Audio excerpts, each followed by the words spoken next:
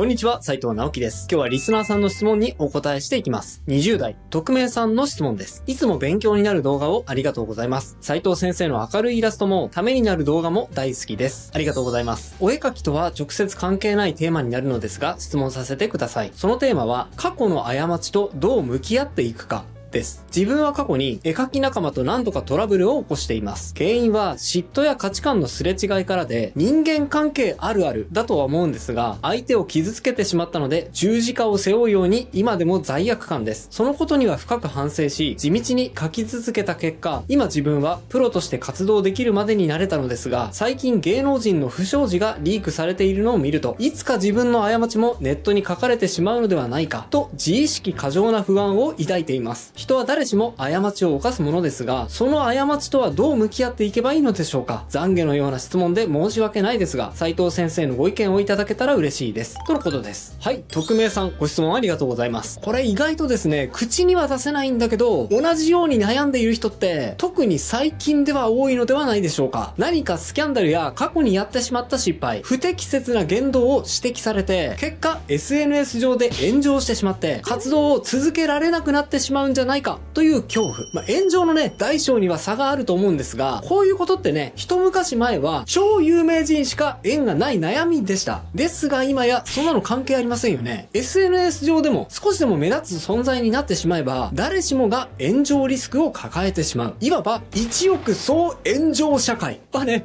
言い過ぎかもしれませんが、それに近いようなことが起きているように思います。なので、匿名希望さんのお悩み、自分ではね、自意識過剰な悩みと言っていますが、そのお悩みよくわかります。でね、これに対する回答はちょっと一言では言い切れなくて難しいんですよね。というのはこの問題って1、今の社会的な流れ、そして2、表現者にとっての SNS との向き合い方、そして3、それ以前の自分の内側の問題というのをそれぞれ別々に切り分けて、それらのバランスを取る必要があると思うからです。なのでまずはこのお悩みに含まれる今言った3つの問題について、まずは一旦切り分けつつ解説をしていこうと思います。加速するホワイト化社会。まずはこのお悩みの根っことして間違いなくあるのは、どんどんホワイト化し続ける社会というのがあると思います。ホワイト化っていうのは、文字通りブラックの反対のことですね。いわゆるね、ブラック企業で問題になったサービス残業、過重労働の問題に端を発して、あとは言葉遣いに関しても、上司がね、部下に対して、頑張れって声かけるのはパワハラとか、さすが Z 世代と声をかけるのはエイジハラスメント。いいお嫁さんになるね。なんていうのはもってのほか、セクハラになってしまう。あとは匿名さんが言うように、芸能人などの不祥事をはじめとして外食チェーンなどで頻発しているマナー違反とか行動規範の問題がありますよね。寿司ペロくん事件とかね。あとは漫画に関しても思い返してみると、一昔前僕が小学生の頃に連載していたツルピカハゲマルくんとかはもうね、タイトルからしてポリコレに違反していて、今では付けられないブラックなタイトルでしょう。僕もですね、自分自身のホワイト化について考えてみると、例えば僕は昭和生まれなので、僕の子供の頃の大人はいつでもどこでもタバコを吸っていて、路上喫煙とかはもう当たり前。バスの中とかでもね、普通にタバコ吸ってました。その頃はそれが当たり前だと思っていたんですが、でも今やタバコを吸える空間って限られていますよね。僕は今普通に道を歩いていてタバコを吸っている人を見ると、おいおい、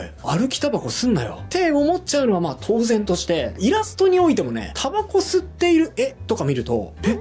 これ大丈夫かなとかってね、もう不安になってしまう自分がいます。僕の感覚もかなりホワイト化していそうです。そういったブラックな行動、ブラックな言葉を取り払って全てをきれいにクリーンにしようという社会的な動きがホワイト化と呼ばれています。で、なんでこんな風に社会がホワイト化しているのか、その理由なんですが、これは岡田敏夫さんがおっしゃっていた説が僕としてはしっくりきました。岡田さんがおっしゃるにはこうです。昔は人を殴ったり殴られたりするのは当たり前だったけど、現代では人を殴ったことがある人の方が少なくなっている。もっと時代を遡れば、例えば戦国時代なんかは人を殺したり殺されたりするのは当たり前だった。でも今は法律が整備されて殺人は重罪になった。このように暴力が少なくなってきた流れを例に挙げれば、それについてホワイト化しすぎ、昔の暴力がまかり通っていた時代に戻りたいなんていう人はおそらく相当少ないだろう。言葉についてもそれは同じで、乱暴な言葉が嫌がられるようになってきていることに関しても、それを言葉による暴力と捉えるなら、暴力をなくそうという流れでは当然のことだろう。これが社会がどんどんホワイト化している理由だとするいう言説です。これを聞くとね、あ、確かになって思いますよね。ただね、一方で、急激にホワイト化しすぎていることに対するカウンターというか、揺り戻し、疑問視する流れもあると思います。例えばね、工藤官九郎さんのドラマ、不適切にも程があるは、どんどんホワイト化する社会に対して疑問を呈するような内容になっています。さっき言ったね、頑張れって言ったらパワハラとか、さすが Z 世代って言ったら H ハラスメントって例に挙げたのは、実はね、このドラマからの引用で、その他にもね、今ではちょっと表だって言えないなって眉をしかめてしまいそうな表現がギャグっぽいね、味付けとともにドラマの中ではガンガンと飛び交っています。結構ね、攻めた内容だし、今考えるとこれはアウトだなって思う一方で、でももしかしたらある意味昔のブラックな環境の方が率直に感情を伝えられて良かった面もあるのかもしれないなって少しね、懐かしさとともに肯定的にどこか思ってしまうのは、みんな誰しもが自分にも過去色々あったし、痛い行動もしたことがある。そしてひょっとしたら自分も何かの表紙にそういう痛い過去をほじくり返されて炎上することがあるかもしれないっていう、そういう恐怖感を持っていて、でその上で昨今の週刊誌報道とか暴露系 YouTuber による吊るし上げなど、行き過ぎたホワイト化によるキャンセルカルチャーを目の当たりにして、その恐怖をね、絶えず全くの他人事ではなく自分事として感じてしまっている、そういうことがあるんだと思います。人気を利確するという概念、そういったホワイト化の流れがある一方で、これはちょっと別々のことだとして考えなきゃいけないのが、そもそも出る杭は打たれるってことです。つまり有名人になればなるほど、活躍すれば活躍するほど、他の人に疎み妬まれ、チャンスがあればあいつを引きずり落としてやろうという人が必ず現れてしまうっていうのがあると思います。でね、これはおそらく人間の性質を考えれば避けられないことなんだと思います。これ自体はホワイト化とはあんまり関係ないんですが、でもホワイト化によって悪者を叩くということがやりやすくなってきているので、本当の動機はね、嫉妬なんですが、それをね、正義の問題にすり替えることによって、より人を叩きやすくなっているんじゃないかと思います。僕自身ですね、10年前にはそんなことなかったんですが、活動の幅が広がって、嬉しいことに話題に上がることが増えてきた時期から、絵柄パクリが増えたのは斉藤直樹が元凶だとかね、絵描き界隈を憂うように正義を振りかざす人たちから何かと叩かれることが増えてきました。こういうことをね、いちいち真に受けて傷つくよりも、全部無視して普通にしていた方がいいみたいな考え方はあるんですが、そうは言ってもそこまで心が頑丈な人ばかりではないですよね。こういう引きずり落としに対する対策として、心を強く保つとか無視するの他に、僕がね、そういう考え方もあるのかと一方では腑に落ちた考え方があったので紹介します。それは人気を利確するという考え方。これはですね、箕輪康介さんの本で紹介されていた内容です。2020年頃だったか、編集者箕輪康介さんが週刊文春に女性スキャンダル記事を書かれて活動を自粛せざるを得なくなった時期がありました。その時期の辛さや得た教訓について自身の著書かすり傷も痛かったで書かれていたのを読んだんですが、文春報道がね、あるちょっと前にサイバーエージェントの社長藤田真さんに、箕輪くん早く利確した方がいいよ、今めっちゃ上がってるから今利確できたら勝ち逃げだよ、みんなそれができないんだけどみたいなことを言われたことを明かしていました。利確っていうのは株式投資などで使われる言葉で、保有している株を売って利益を確定するという意味なんですが、藤田社長はこの言葉で人気についてもその考え方は当てはまると示唆しているんですよね。どんどんメディアに露出しているうちは自分の株価がどんどんと上昇していることを感じられるんだけど、急激に上がった分だけどこかで揺り戻し、急激な下げに転じる瞬間が来る。そうなる前に利確、つまりメディア露出を控えて一旦立ち止まって人気を利確した方がいい、そういうことを箕輪さんにアドバイスしたっていうことだと思うんですが、自分がね、調子に乗っている時にそんな自制が効いた行動を取れるのかは、なかなか難しいだろうなって思うんですが、その考え方を軸にして言えば、箕輪さんは利確の時期を逸してしまって下げの流れに巻き込まれてしまい、その結果スキャンダルが露出、人気が一気に急落してしまったっていうことですよね。僕がね、この人気の利確についてあえてホワイト化社会の問題と切り分けて話したのは、人間誰しもがね、生きていればどうしてもどこかの瞬間で後ろ指刺されるような、今考えると恥ずかしい失態、人に話せない出来事って抱えて生きているものだと思うんですよ。それこそね、ホワイトな価値観に照らして考えれば、もう真っ黒ブラックな過去はね、言えないだけで多くの人が持っているものだと思うんです。ただそれらの出来事は別にそれ自体がブラックだから、どうしても許せないから出てくるというものではなくて、あるる人にとっては人気が株価のように一気に上昇していき、そしてその人気を下げに転じさせるための材料として提供されるものなんだという考え方に妙に納得したからです。だって考えてみれば結構ブラックなことをやっていても有名じゃない人っていうだけでそこまでね周りから指摘されずに平気でいる人なんてザラにいますもんね。もちろんね社会から後ろ指を刺されるような悪いことはしちゃいけないっていうのは大前提としてあった上での話ですが、それとは別に人気に対しても利確という概念を適用して人気が上がりすぎている時には一旦利確してあらぬ噂を立てられて下げの動きに巻き込まれないようにした方がいいというのはとても面白い考え方だなとちょっとねハッとさせられる内容でした。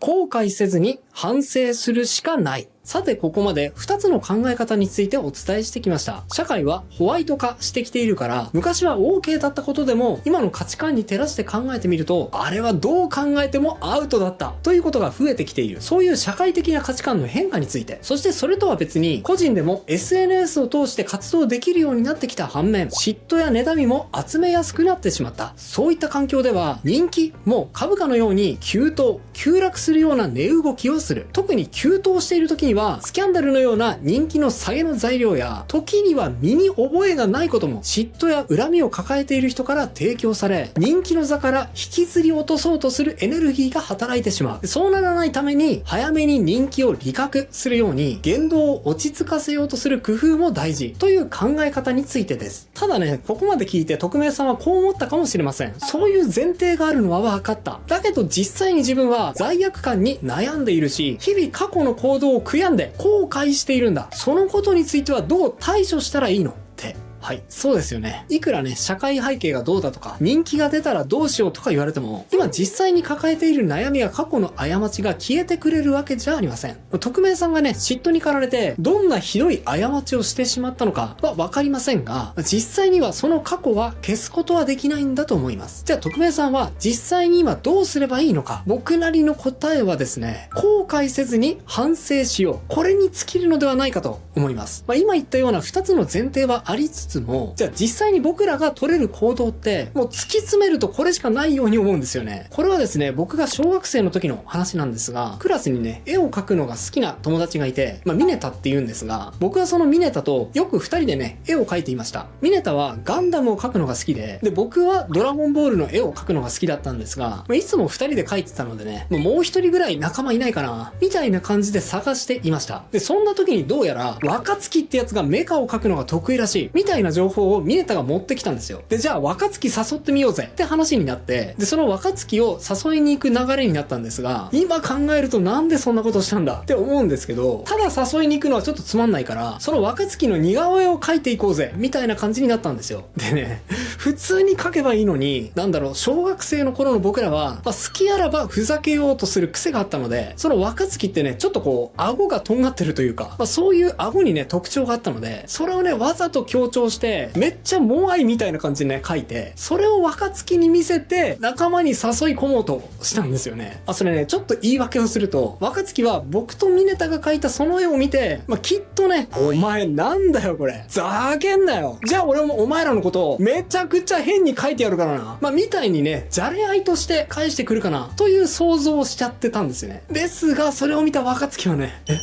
俺こんなんじゃないけどってね、ものすごい真顔でショックを受けてしまっていた様子だったんですよね。その反応を見て僕とミネタは自分たちの想像とあまりに違う結果になってしまってね、そのことにあっけに取られてしまってうまく反応を返すことができずに、その休み時間をそれで終わってしまいました。その次の授業国語だったかな、結構覚えてるんですけど、僕はその時間かなり後悔してました。うわーなんてことしてしまったんだ。つうかそんなに顎長く描かれたらそりゃ嫌な気分になるの普通にわかんじゃん。なんでふざけちゃったんだ。やんなきゃよかった。僕はね、ただグダグダと後悔し続けてたんですよ。約50分間。でもさすがにね、このまま放置したら、若月とはね、普通に仲良かったので、関係が崩れてしまうのは嫌だなと思って、謝りに行こうと、ミネタのところに行ったんですね。そしたらね、ミネタもその気だったらしくて、二人で若月のところに行って謝りに行きました。ただね、ミネタの行動は僕とはちょっと違っていました。ミネタはその前の50分間を使って、めっちゃかっこいいオリジナルの若月ガンダムを書き上げていて、それをお詫びにね、プレゼントしながら謝ってたんです。若月ごめんな。お前がメカ描くの得意だって知ったから、一緒にお絵描きしようって誘うつもりだったんだけど、ちょっと悪い癖でふざけすぎた。これ、俺が描いたお前専用のガンダムなんだけど、本当はこういうの描いて遊びたかったんだよ。ごめんな。よかったらやるよ。最初にね、謝りに行った時に若月はね、ムスッとしてたんですが、ミネタのそれを見てね、いいよ。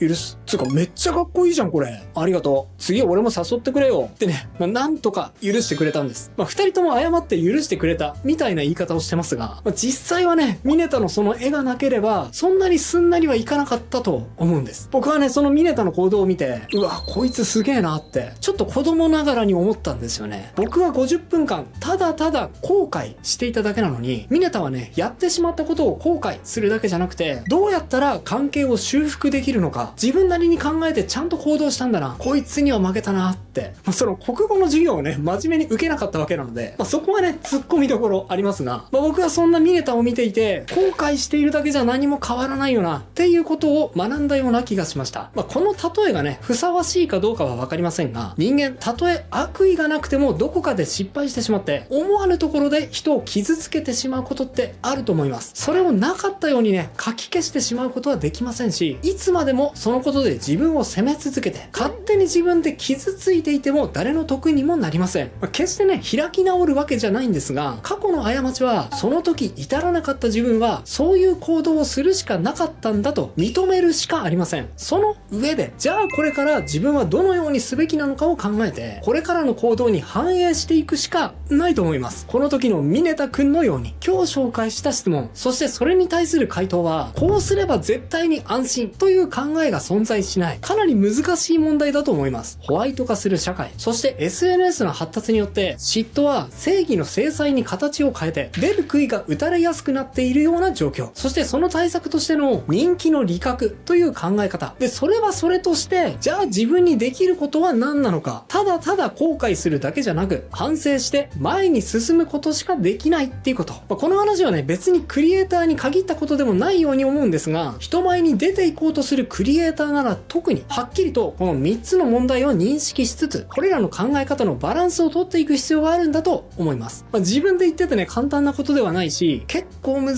しいことだと思います。頑張ってと他人事で片付けることもできません。これはね、僕自身の問題でもあると思うので、これからの活動を通してじっくりと向き合わなくてはいけないことなんだと僕自身も思います。匿名さん、諦めないで応援しています。はい。いかがだったでしょうか？いやー、今日はね、やたら疲れました。今回のようにクリエイターは、言葉にしにくい微妙な問題について悩んでいることってたくさんあると思います。例えば、こちらの動画、絵師が言う、この絵嫌いには意外な理由があります。はい。この動画は、友達がね、この絵嫌い、この絵古とあまりに連呼してくるので、めっちゃ困っているという悩みについて、それ実は意外に深い意味あるかもよ、と、あえてその言ってくる友達目線で解説してみた動画です。興味があればそちらも合わせてチェックしてみてくださいね。それではまた次回の動画でお会いしましょう。